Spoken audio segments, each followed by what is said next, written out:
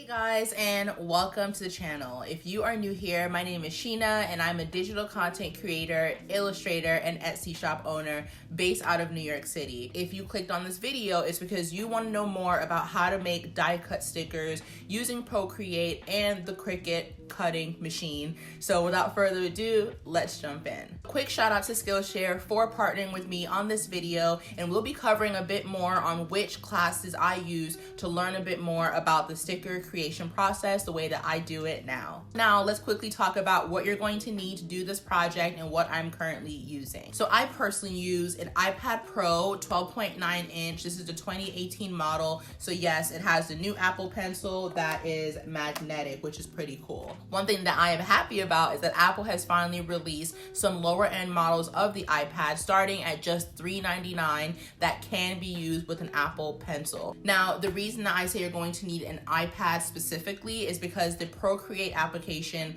only works with iOS, so it only works with Apple devices. And Procreate is literally one of the cheapest apps that I've ever used that has changed my life. It goes for like 10 bucks. You download it one time. There were no additional add-ons or craziness, and you can get right to illustrating. But personally, I use Procreate and the Cricut, so that is what I'm going to cover today. But feel free to use a Silhouette Cameo, a Windows device, whatever works best for you. And the next thing you're gonna need is, of course, a printer of some sort so that you're able to print out your stickers. I personally use an HP printer, and I will have that listed below for you guys to check out. And lastly, you're going to need some type of program or software similar to Photoshop that will let you move images around and scale them and kind of manipulate them so that you can lay out your stickers all on one sheet. Now, I personally use Photoshop, but like I've mentioned, use what you have. Do not go out here and spend money on Photoshop. There are so many free alternatives like Canva, PicMonkey that you can use, and I will also link them below for you.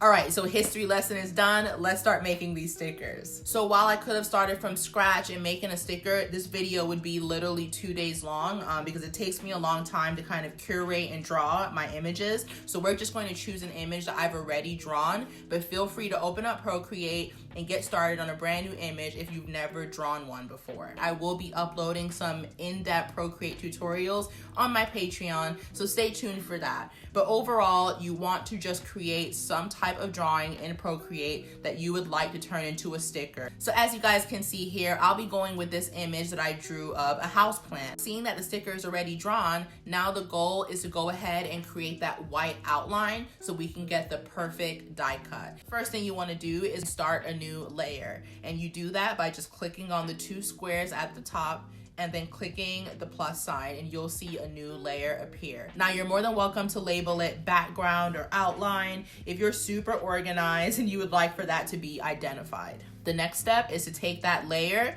touch and hold, and drag it all the way to the bottom of all your previous layers and drawings because it's going to be underneath everything that you've already done. Now we're gonna go in and choose the paintbrush of our choosing. I really like the hard airbrush when making that white outline. It's just a very clean, dense brush that just works perfectly for these outlines. And then here comes the fun part. So you're just gonna take your pen and you're going to basically create this white outline all the way around. I think the key to drawing this whole sticker outline or backing is to make sure that your lines are very smooth and purposeful. So you don't wanna create too many jagged or thin lines because you have to think about the cutting process. Like, what is your machine going to go through trying to cut all these weird corners and divots? So try to make them as large and smooth as possible so you can get very smooth and easy cuts. And make sure that the white background is completely filled in. So try not to leave any open spots or marks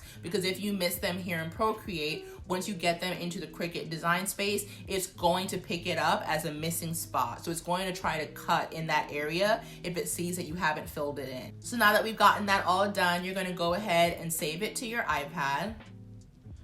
And you can either leave it on the iPad and continue working in this space, or you can go ahead and bring it over to your desktop or laptop. I'm personally going to bring it over to my desktop because it's just easier for me to work on Photoshop with a mouse and a keyboard. So let's go ahead and cover that process. So we are back and I am currently at my desk space, which is just a really small nook in between my living room and my kitchen. So please bear with me if you're hearing some reverb or some echo. Hopefully I can still get the point across for this video. So the first thing we're gonna do is get the image off of the iPad into the computer. You can do that by emailing it to yourself, texting it to yourself. I'm personally gonna use AirDrop because it's a super simple function and it'll get it right on my computer so I can get to work. So the first thing you want to do is start a new file or a new document or whatever, and we're gonna choose the preferences for it. So you want to go ahead and name it whatever you want. I'm gonna name it die cut plant because it's just easy to find. And then when it comes to the width and the height of it, I basically like to make the dimensions as close to a standard piece of paper because I want to be able to get the full real estate out of a sticker sheet if I can, because that's good money and I don't want to waste that.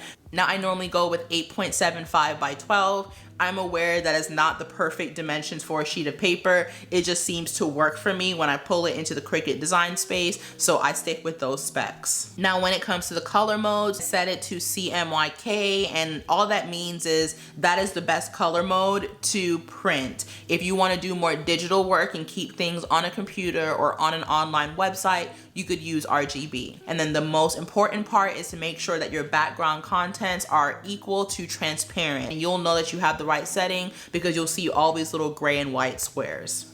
So we're gonna go ahead and click OK, and now we have our new document, our new file that we can start to work with. Find that plant in my downloads folder from where AirDrop left it, and drag it right into Photoshop, which is the easiest way to do it. So the key to getting a perfectly sized image is to hold the shift key and go ahead and resize it. So go ahead and drag those points. Holding the shift key just keeps everything spatially sound.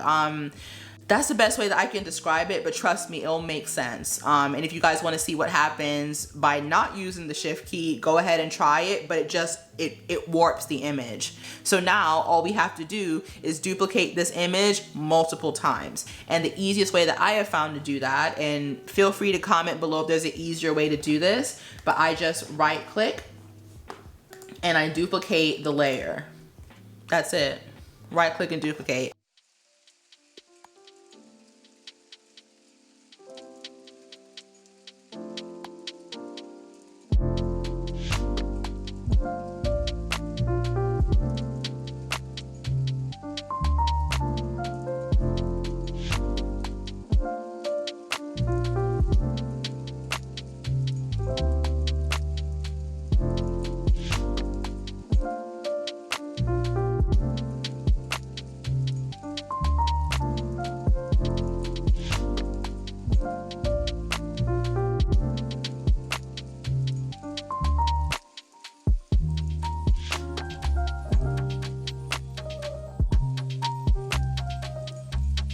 Now, before I move on, if you just watch me do that and you're like, wow, what the hell is going on?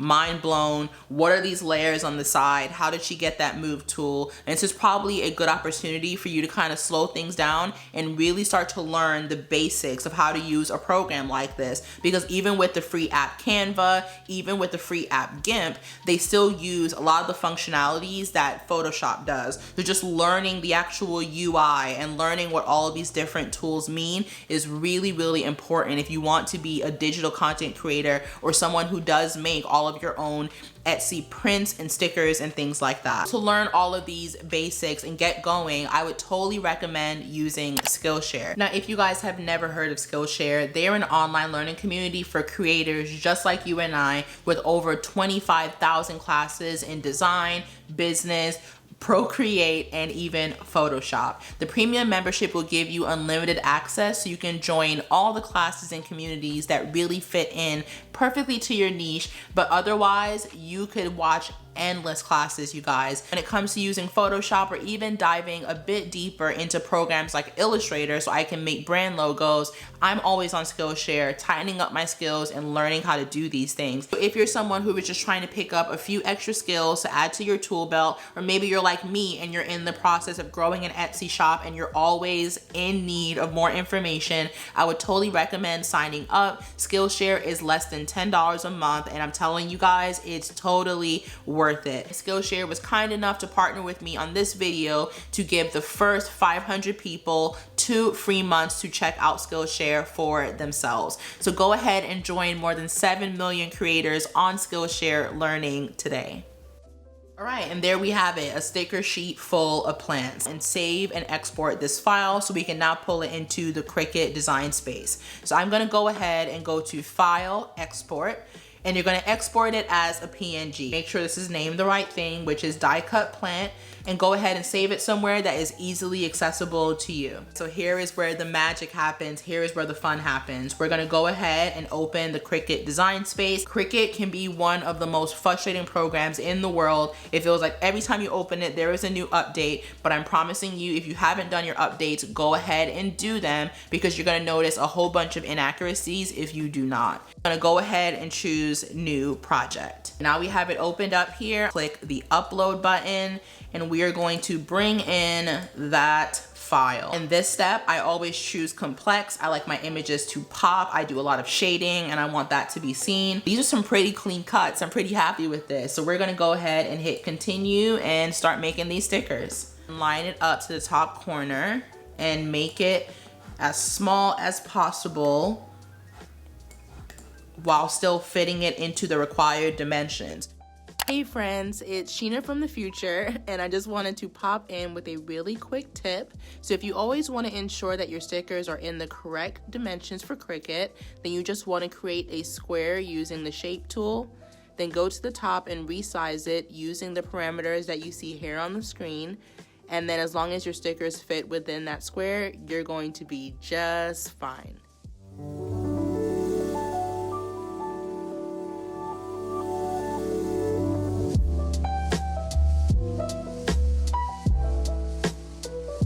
All right, so now that the stickers are in the right dimensions, that means they should be ready to make. So let's go ahead and give that a try. And there we go, fits all in one sheet, and I got to use all of the space. Like, guys, this is what I'm talking about. Once you have a process down, it is easy, lemon squeezy.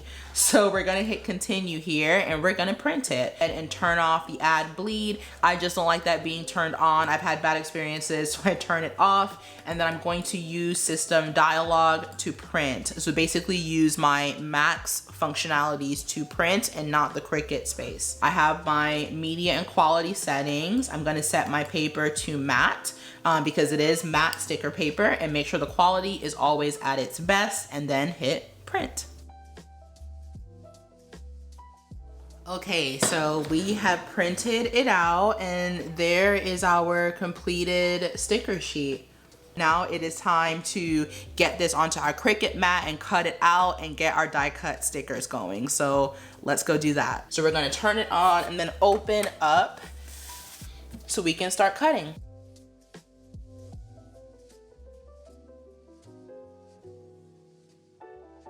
And for this specific material, I always set my knob to cardstock plus, and that just ensures that it gets all the way through the paper to the mat and gives me that die cut that I'm looking for. So let's load it up.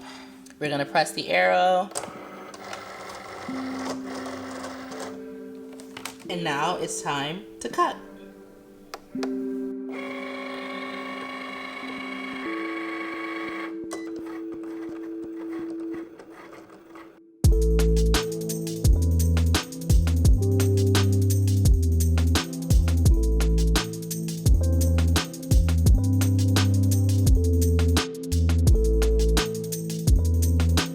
So the machine is all done cutting, so now we're going to peel the backing off, and this is like my favorite part because it's just that satisfaction of getting a perfect die cut. So let's see it. Oh, perfect die cut. So I'm going to use my fancier tools today, and this is the Cricut, I don't know the real name for it, but it's basically like a spatula and it lets you get all the stickers up. So let's do it.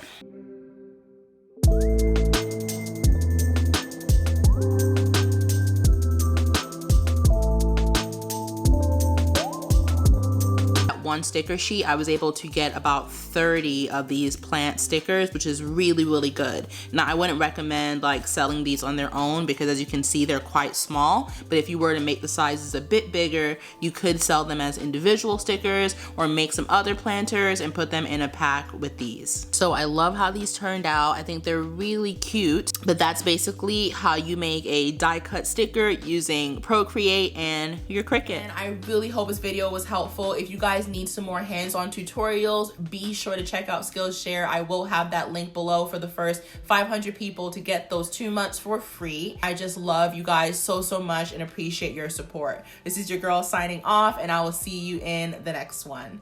Bye.